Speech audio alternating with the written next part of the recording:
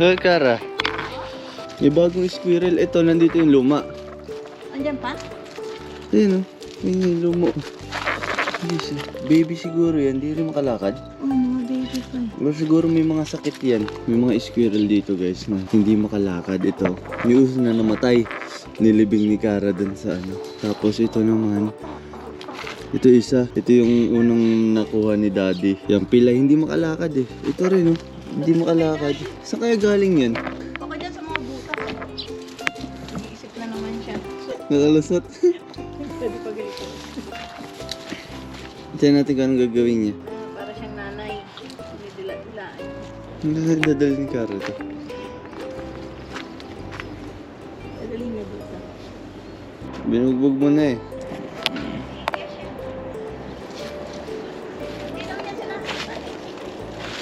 Hindi, nabubugbog na eh. Ano nangyayari sa kanila? Ano eh. Saan galing yun? Yung isa, nandito nakalibing. Patay. Siguro kakalaro niya, namatay yung isa. Good morning, ito nga pala ang aming almusal. Yes, mami. Ngayon babiyahin na kami ni Daddy. At team driver kami, papunta kami Ontario ngayon. Yung gamit ni Daddy. And mamaya lalabas si Steph ang maghatid sa amin si My Loves. Baby. Kainin ko rin ito ngayon.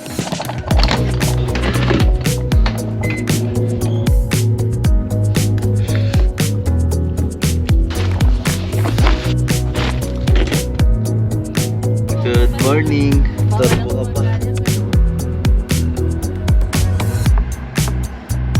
Salamat sa paghatid, mahal. Ito nga pala yung load namin. Papuntang mining to dun sa Ontario. Screen to, puro screen. Isang lapad ng ano. Siguro ang lapad niya ay nasa 7 feet. At yung pagkain namin. Team driver kami ngayon ni Daddy. Yung ano. Yung ano doon, nilagay mo na. Yung biscuit na binili mo. Nandun.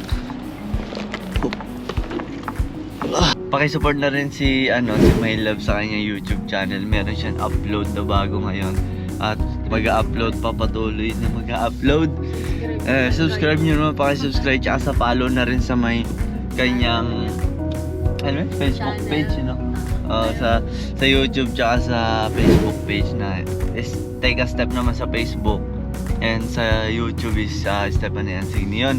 Marami siya ilalabas doon. Yung cartoon niya, may kita nyo kung gano'ng kaganda tong Nissan. Okay, let's go. Siyempre, nandito tayo sa walang iba, Tim Horton.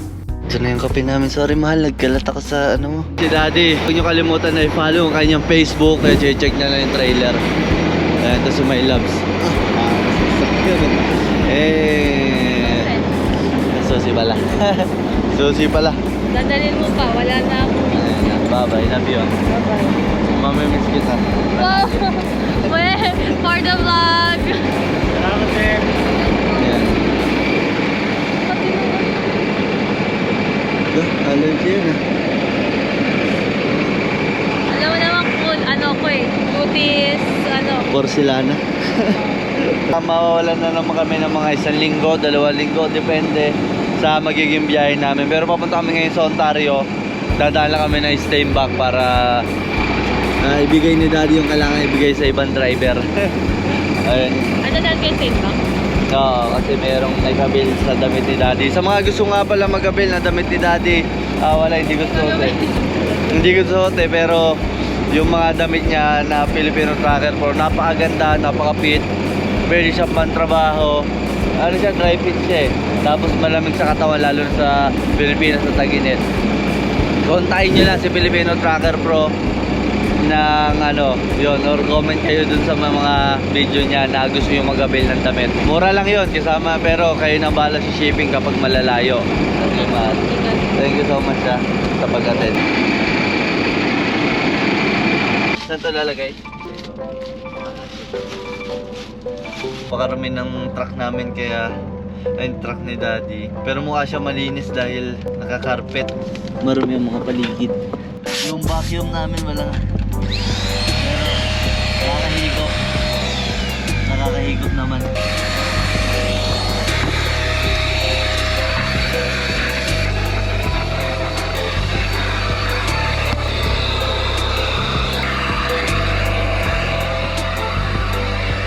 let's go! Ito na talaga, balik back to reality na talaga si Daddy. Kasi nung nakaraan, parang isang biyahe lang, sabay ang haba ng day off ulit, Thursday, Friday. Bali 3 days ng day off ulit. Huwag niyo kalimutan ang Filipino Tracker Pro na i-follow sa kanya. Guys, yung may scammer na naman na umaatake at ginagamit yung picture natin, kaya huwag kayong maniwala. Ang mga nakafollow kay Filipino Trackers Pro, lahat ng ipopost about giveaway, panalo, mga promo, ganon, wala yan. Hindi yan kay Filipino Trackers Pro kasi hindi po kami namimigay. Walang giveaway na nagaganap kasi yun nga, yun iniwasan namin yung mga scam at kawawa naman yung mga tunay na followers na i-scam. Humihingi sila ng information nyo tapos GCash number yun. Mahahack na kayo nun, guys. Basta huwag kayo magbibigay ng GCash hanggat hindi si Filipino Tracker Pro talaga yung nyo, nakakausap.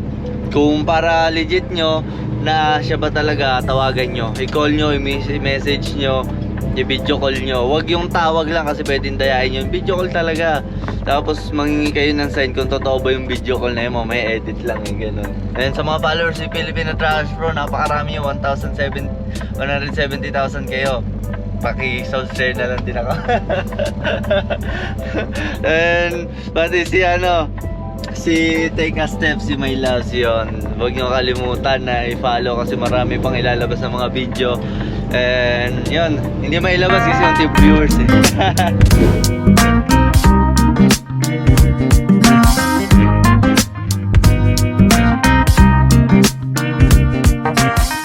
Sa mga nagtataka nga pala na bakit walang mga reserba ng gulong, wala kaming tools para ayusin yung mga sira dyan sa truck. Hindi kami licensed dyan para magpalit. Kaya ito, kung mapapansin nyo, kasi may mga nagtatanong kung bakit madali lang ayusin to, palitan to kapag na-flat. Ito, kaya wala kaming reserba dyan, hindi namin pwede galawin yan. Hindi katulad sa Pilipinas na anytime o pahinante or yung driver ang pwede magpalit ng gulong. Dito hindi po pwede, hindi siya ina-allowed. Tawag lang dito ng tawag, basta ang ginagawa namin dahil tumatakbo kami dito ng isang araw na takbuhan is 1,000 km. Sa isang araw lang yon. Isang driver lang tumatakbo nun. Tapos kinabukasan 1,000 ulit. Kaya ang gusto ng mga company dito, mag-drive ka lang na mag-drive. At hindi, ibang trabaho na yan kasi ang trabaho dito, driver lang talaga. At yung mekaniko, tireman lang talaga ang gagawa niyan. Kaya kung ano man mangyari dyan sa mga gulong na yan, sa truck na yan, merong license na tao na gagawa niyan. Mga certified talaga sila. So, iyan guys, based sa amin dito, hindi lang namin alam kung ano ang sa mga owner operator, pero based dito sa company namin, hindi kami allowed gumalaw ng gulong. Kahit ilaw nga lang, pundi, itatawag pa namin yan kahit kaya namin gawin. Pero kung nagmamadali naman tayo, kung may tools tayo, sarili, personal na tools, pwede natin palitan yan. Pero mas maganda itawag kasi nga mga certified lang, iniiwasan nila yung grounded.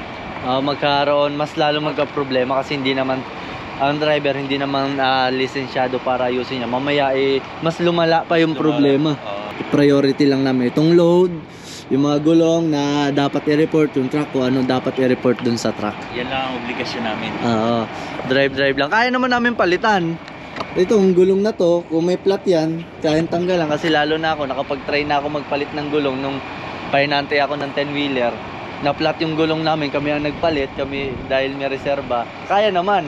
Di ba? Basta may jack, ganyan. Ito, walang jack to. Walang jack, walang tie rings, walang reserba.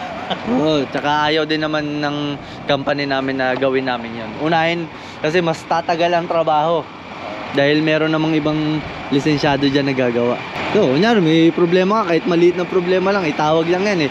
Mas mabilis pa, ilang oras, magantay ka lang, mamaya-maya, okay na, rescue lang yan, rescue.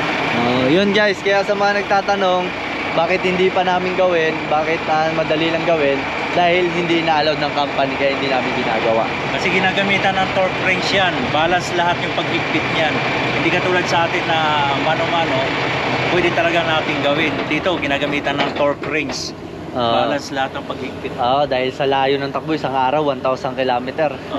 Bali, inaabot kami ng 3 days sa kalsada. Minimum Minimum lang yun, may maximum pa. Yung mga nagtatanong kung bakit di namin ginagalaw to, yun ang dahilan. License lang kami ng truck. Ayun guys, yan, nakaparking nga pala kami dito sa may rest area. Team kami ni Daddy ngayon. Sa mga nagtataka kung bakit kami magkasama. Ayan. Mainit na, summer na. Let's go.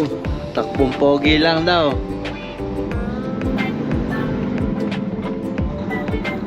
Dito kami ngayon ni Daddy sa may Big Freight. Yan, kakapasok lang namin. May din ng mga driver dito sa Big Freight tsaka mga Pilipino, ang dami nila. Tsaka malaki yung yard nila dito. Tapos meron din sila dito mga LCV, may mga converter sila. Kasi nag-hook sila ng 253 sa 53. Dito kami ngayon nakapark. Sarado naman na yung mga shed kaya dito kami nag-park ng Daddy. Ito yung office nila. Ayan. Tapos may mga Kelsey din na nakapark, mga taga dito yan. And yan, dito tayo, mag-share lang muna tayo dito. Ito, may tulugan din pala dito. Yung van driver kasi.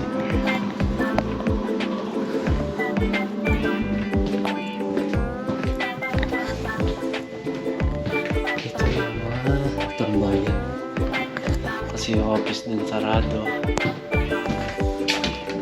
Lalo na kapag hindi ka taga Big Freight, ang hirap pumasok doon, lalo na katulad ako. Wala akong tawag dito, card, di ako makapasok doon. Bali hanggang dito lang ako, kahit nga sa gate di ako makapasok eh. Si Daddy, buti may card si Daddy, kaya nakapasok kami. Di ako makapasok dyan. Bali pupunta lang ako dito, lalo na pagkasama si Daddy or yung van driver, kasi may mga ID sila para pumasok dito sa yard ng Big Freight. Talagang una at huli mo na to. Di ba? Oo. Swerte mo, hindi ka na nakatikim ng Saudi. Tulad ni Diyos. Dito kami, papunta kami sa shipping office. Yan, lakad kami sa shipping. Layo ah.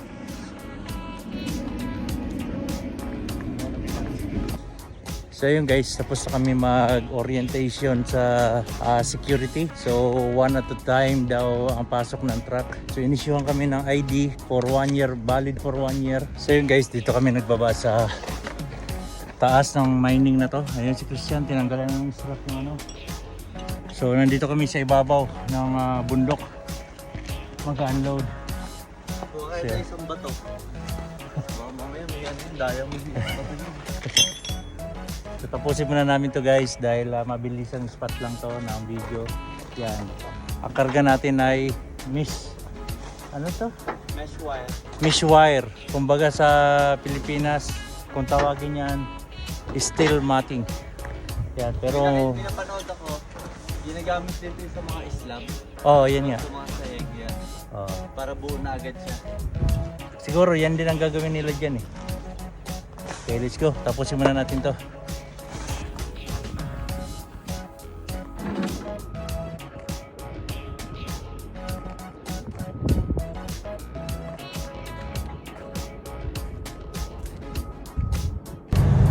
Susunod tayo doon sa kanya guys. At para doon tayo yan doon sa taas.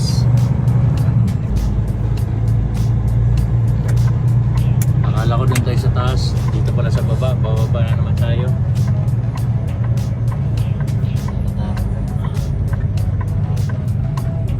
Natanggalan na namin ng tali pero nag-change plan.